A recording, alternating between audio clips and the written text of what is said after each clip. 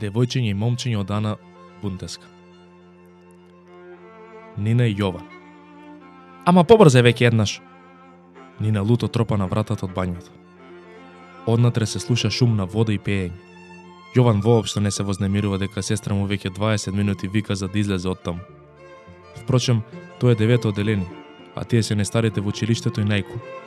Уште еднаш ја подместува фризурата и излегува низ врата, додека Нина го гледа со секавици и во очите.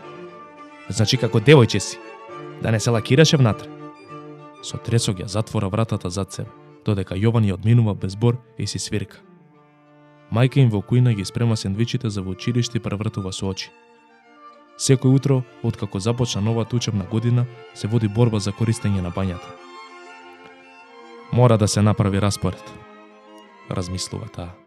Инаку ќе се истепаат некој ден. Околу нозете се мота Бак, златниот ретривер, кој се надева дека ќе има среќа да падне вкусно парче кашкавал од сендвичите и со опашот ја удира по ногата како да сака да ја потсети дека е тука. Стрпи се, Бак, вели мама. Почекај да излезат низ врата овие викачиви, ќе одиме на прошетка. Ај ќе купиме храна за тебе попат. Бак ја гледа со разбирање и легнува до вратата, ама сепак доволно блиску за да скокне ако случајно падне сонуваното парченце кашкавал. Мамо, му ставивте ли просо на Кики? Преку две соби вика Нина. Да знам дали да му ставам за јадење, бидејќи веќе не личи на папагал, туку на кокошка. Кој стигне му става храна? Тато влегува во кујната и ја бакнува мама. Се наведнува да го почеша Бак за душите и се издишува. И денес војна. Ајде, ќе го преживееме тинеџерството. Имаме само уште многу години. Мрмори додека става кафе во термосот. Дечки, кој е готов е. Јас тргам.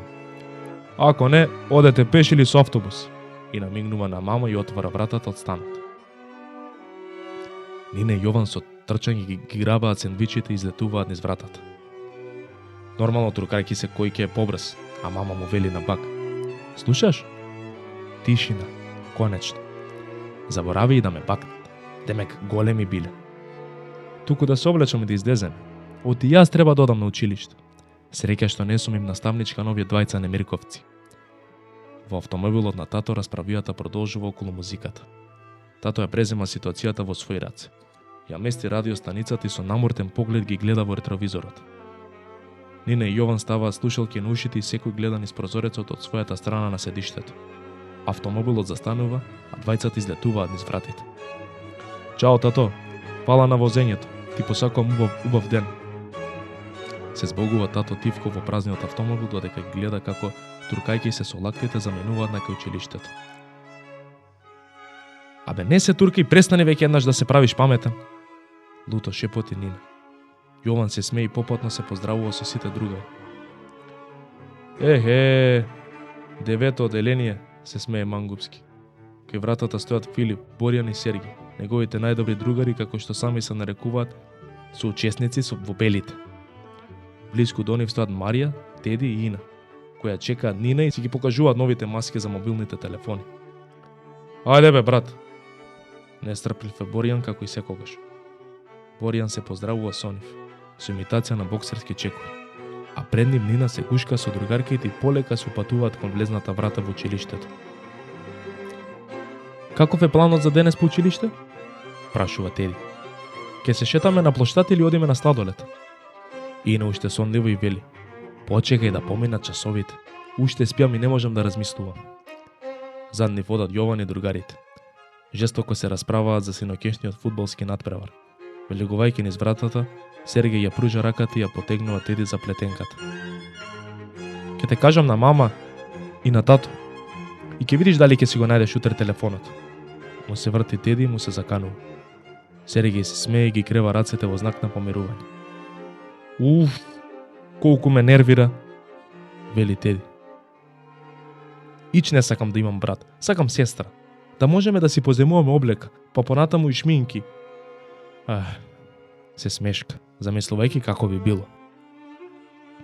И мене денес Јован ми извади од кожа. Се пожали Нина. Едва и чекам да заврши девето и да не го гледам во училиштево. Се издиша. Чао, мали девојчиња, им довикува Филип додека Јован, Боријан и Сергеј се кикотат. Чао, досадни момчиња, се плази Ина. Заменуваат во различни училници.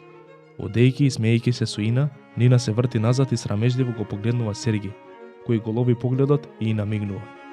Заруменета во образите, Нина се сопнува и за малку ќе паднеше врз Марија, која нагло застанува за да се поздрави со една соседка која учи во другото оделение.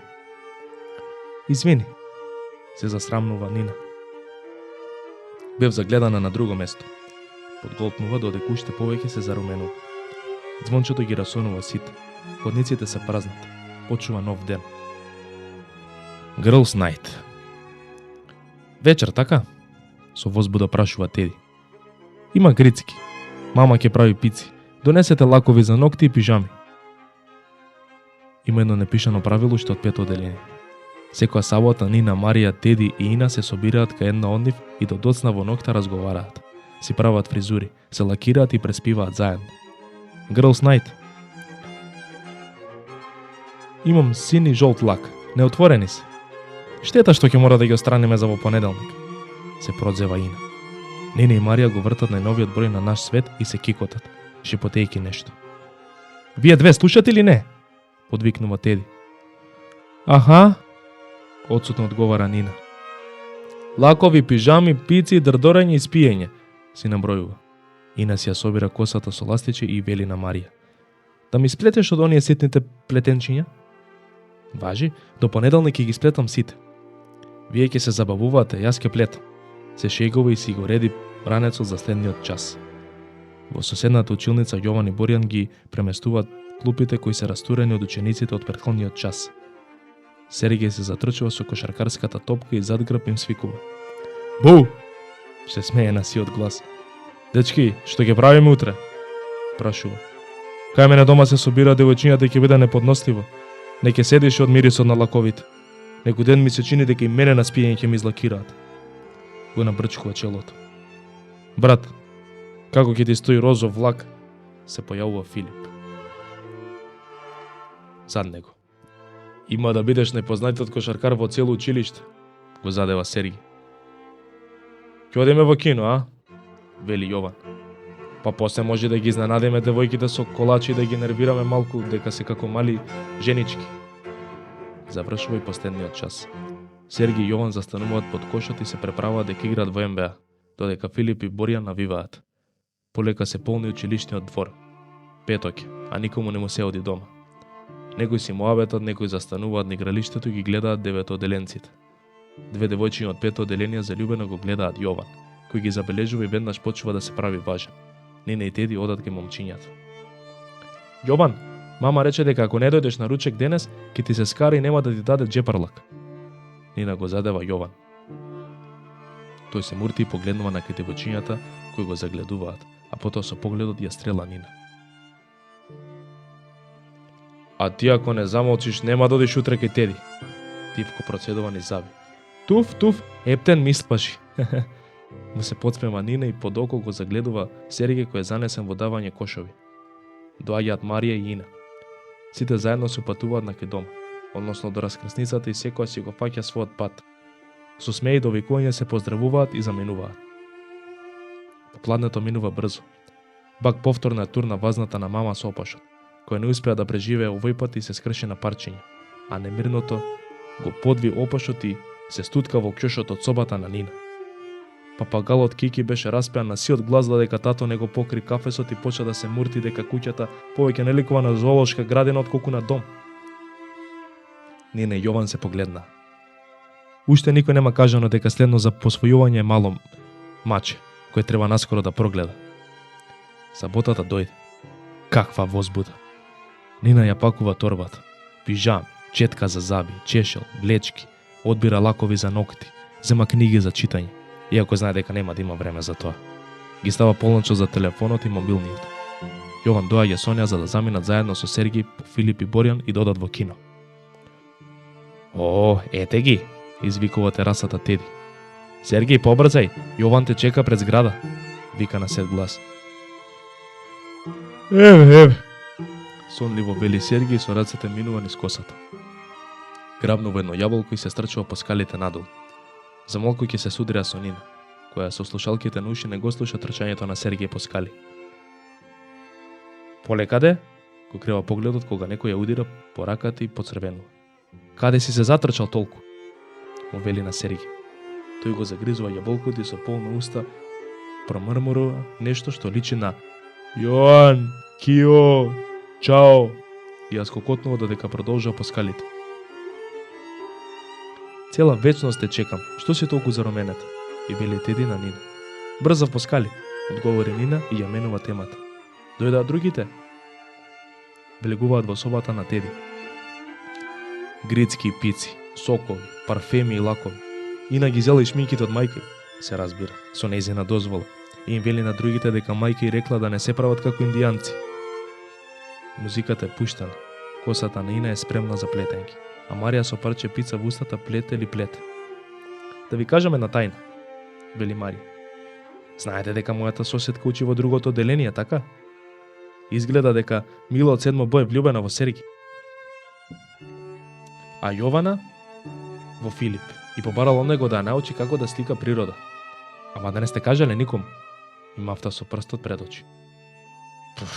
Мила не е и чубава, вели Ина и вреснува кога Марија случајно их скубнува едно влакно. Ич, ама ич, жестоко се согласува Ина, додека со полна рака зема смоки и ги пика во устата.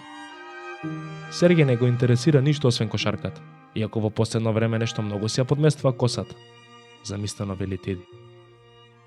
Денот минува брзо. Вечерта веќе се сите во пижами и во вреки за спиење. Има доволно место и во креветите, но вака е повозбудливо. На типката светлина од лампата девојките си шушкаат и си раскажуваат тајни. Само Нина молчи за својата. Во полусон ја слуша на дворешната врата и гласот на Сергеј како се поздравува со родителите. Заспива со насмевка на устата. Доколку сакате да ја прочитате оваа книга, можете да ја најдете во продажните места на Просветно дело.